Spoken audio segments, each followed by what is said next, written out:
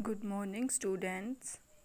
Myself ਨਿਸ਼ਾ ਤੇ ਅੱਜ ਮੈਂ ਤੁਹਾਨੂੰ ਪੰਜਵੀਂ ਜਮਾਤ ਦੀ ਪੰਜਾਬੀ ਦੀ ਪਾਠ ਪੁਸਤਕ ਬਹੁਰੰਗ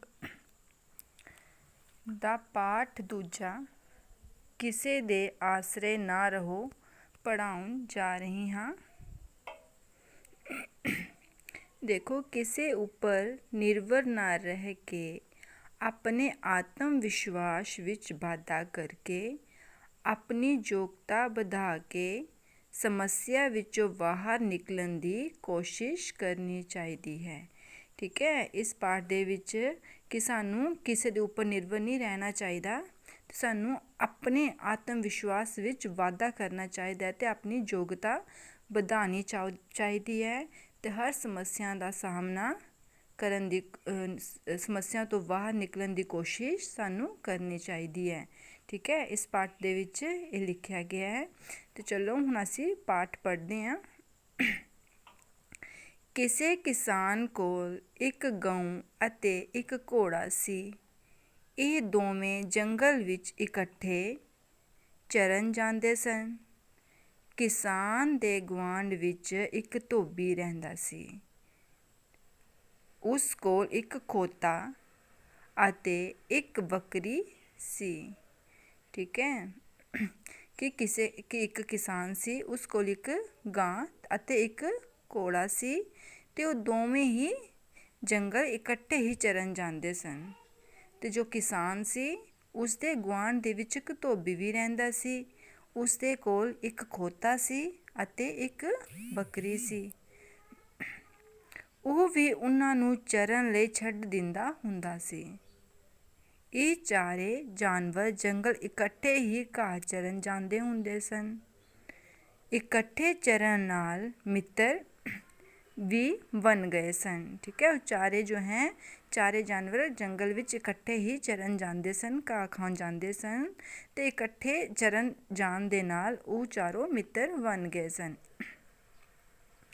ਜੰਗਲ ਵਿੱਚ ਰਹਿੰਦੇ ਇੱਕ ਖਰਗੋਸ਼ ਨੇ ਇਹਨਾਂ ਚੌਹਾਂ ਦੀ ਮਿੱਤਰਤਾ ਦੇਖੀ ਤਾਂ ਉਹ ਵੀ ਇਹਨਾਂ ਦਾ ਮਿੱਤਰ ਬਣਨ ਲਈ ਸੋਚਣ ਲੱਗਾ। ਠੀਕ ਹੈ, ਜੰਗਲ ਦੇ ਵਿੱਚ ਇੱਕ ਖਰਗੋਸ਼ ਰਹਿੰਦਾ ਸੀ ਤਾਂ ਜਦੋਂ ਉਹਨਾਂ ਨੇ ਇਹਨਾਂ ਚਾਰਾਂ ਜਣਿਆਂ ਦੀ ਮਿੱਤਰਤਾ ਵੇਖੀ ਅਤੇ ਉਹ ਵੀ ਉਹਨਾਂ ਦਾ ਮਿੱਤਰ ਬਣਨ ਦੇ ਬਾਰੇ ਵਿੱਚ ਸੋਚਣ ਲੱਗ ਪਿਆ।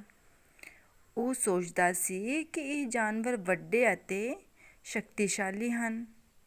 ਇਹਨਾਂ ਨਾਲ ਮਿੱਤਰਤਾ ਹੋਣ ਕਾਰਨ ਮੈਨੂੰ ਕੋਈ ਕੁੱਤਾ ਤੰਗ ਨਹੀਂ ਕਰ ਸਕੇਗਾ।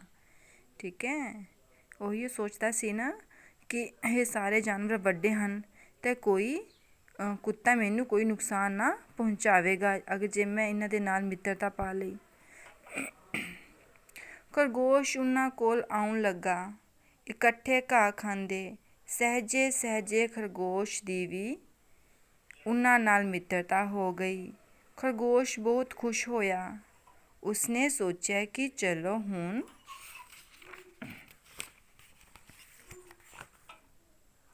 ਕੁੱਤਿਆਂ ਦਾ ਡਰ ਤਾਂ ਖਤਮ ਹੋ ਗਿਆ। ਇੱਕ ਦਿਨ ਇੱਕ ਕੁੱਤਾ ਜੰਗਲ ਵਿੱਚ ਆ ਗਿਆ। ਉਹ ਖਰਗੋਸ਼ ਮਗਰ ਦੌੜਿਆ।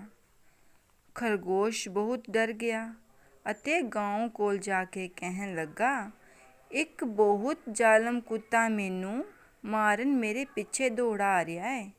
ਕਿਰਪਾ ਕਰਕੇ ਤੁਸੀਂ ਆਪਣੇ ਸਿੰਗਾਂ ਨਾਲ ਮਾਰ ਕੇ ਭਜਾ ਦਿਓ ਜਾਂ ਉਸਨੂੰ ਮਾਰ ਹੀ ਦਿਓ। ਠੀਕ ਹੈ, ਕੁੱਤਾ ਜੋ ਹੈ ਜੋ ਖਰਗੋਸ਼ ਜੋ ਹੈ ਉਹ ਗਾਂ ਦੇ ਕੋਲ ਮਦਦ ਲਈ ਗਿਆ। ਠੀਕ ਹੈ, ਗਊ ਨੇ ਕਿਹਾ, ਤੂੰ ਬਹੁਤ ਦੇਰ ਨਾਲ ਆਇਆ ਹੈ। ਘਰ ਮੇਰਾ ਬੱਚਾ ਮੈਨੂੰ ਉਡੀਕ ਰਿਹਾ ਹੈ। ਮੈਂ ਜਾ ਕੇ ਉਸਨੂੰ ਦੁੱਧ ਪਿਲਾਉਣਾ ਹੈ।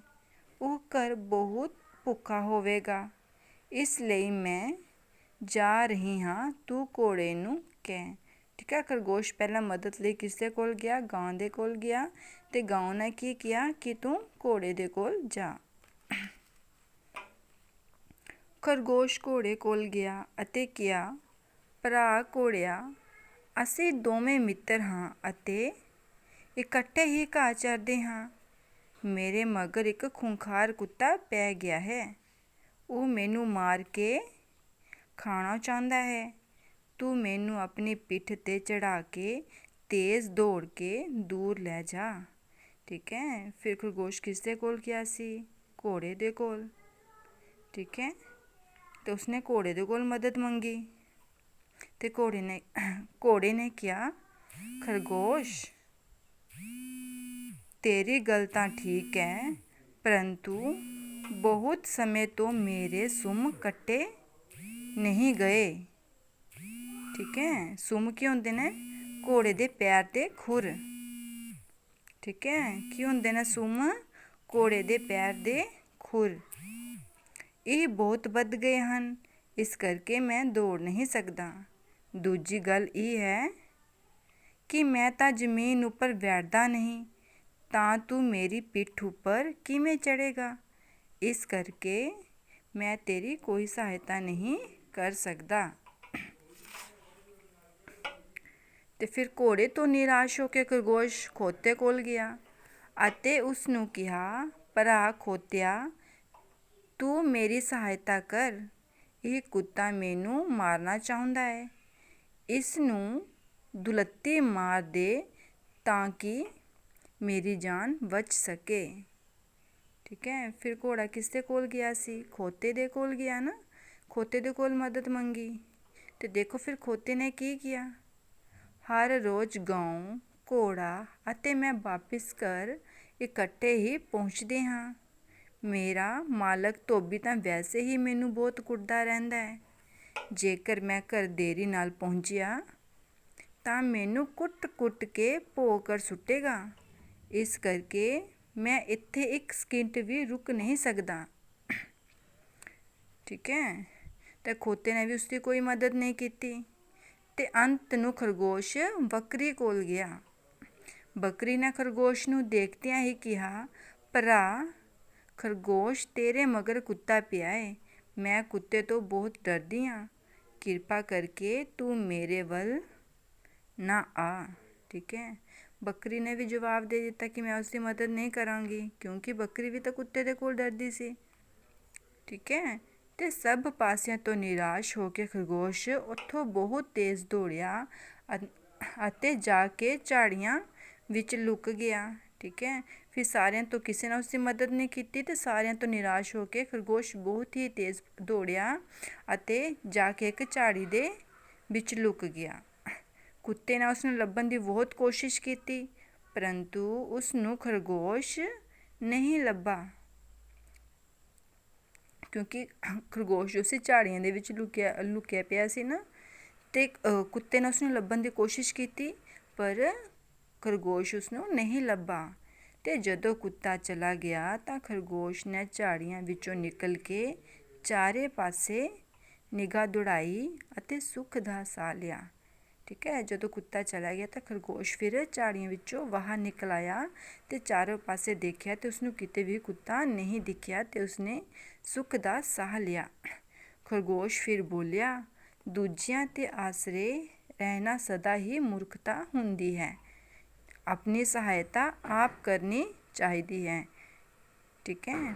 ਤੇ ਇਸ ਪਾਠ ਵਿੱਚ ਸਾਨੂੰ ਕੀ ਪਤਾ ਚੱਲਿਆ ਹੈ ਕਿ ਸਾਨੂੰ ਕਿਸੇ ਦੇ ਵੀ ਭਰੋਸੇ ਨਹੀਂ ਰਹਿਣਾ ਚਾਹੀਦਾ।